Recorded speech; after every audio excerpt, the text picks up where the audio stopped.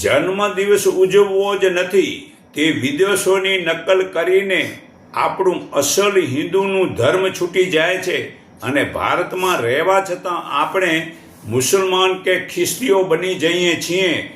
અફસોસની વાત એ છે કે આપણે મુસલમાન કે ખ્રિસ્તીને હિન્દુ ના બનાવી શકીએ ભલે, પણ આપણે ભારતના સારા સંસ્કાર છોડીને તે મુસલમાન કે ખ્રિસ્તીઓ તો ના બનીએ. જન્મદિવસ કે લગ્નમાં રિપ્રેઝન્ટ કરવા તે સાવ મૂર્ખ લોકોનું વર્તન છે. આ ગીતા વેદ શાસ્ત્રોમાં ક્યાંય પણ બતાવ્યું નથી. તેવા ઉચ્ચ કોટીના શાસ્ત્રોનું જ્ઞાન છોડી શા માટે સંસ્કાર છોડી દો છો?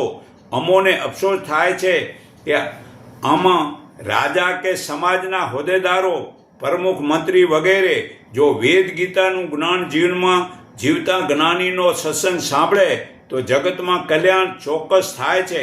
વળી તહેવારોમાં ઉપવાસ રાખી રાજા કે જ્ઞાની લોકો પાસે પોતાનું રક્ષણના ઉપાયો જાણવા હોય છે, ત્યાં તો સારું ખાઈને બધાને નાચવું ગાવું ને સનેડા કરવા તેને તહેવાર માને છે.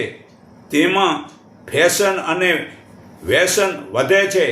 તે ફેશન વ્યસનથી સંસ્કાર જાય છે. તો હાલમાં હિન્દુ કહેવું જ કોને? કપડાં તો ભારતના પહેરતા નથી, ઘરમાં સંડાસ ફરો છો. પહેલાં સંડાસ બહાર જતા હતા, હાલમાં ઘરમાં ભોજન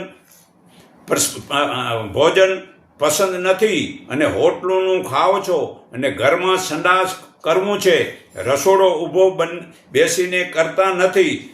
ગુડાનો દુખાવો થતો નહોતો, હાલમાં રસોડા ઊભા બનાવેલ છે, તેથી ગુડાના દુખે છે.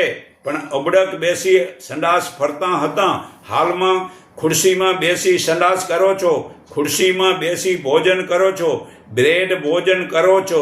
તે બ્રેડ વાસી વસ્તુ, વિદેશી નોકરીવાળાને સમયે ભોજન બનાવવા મળતો નથી, તે માટે એ બ્રેડ ખાય છે.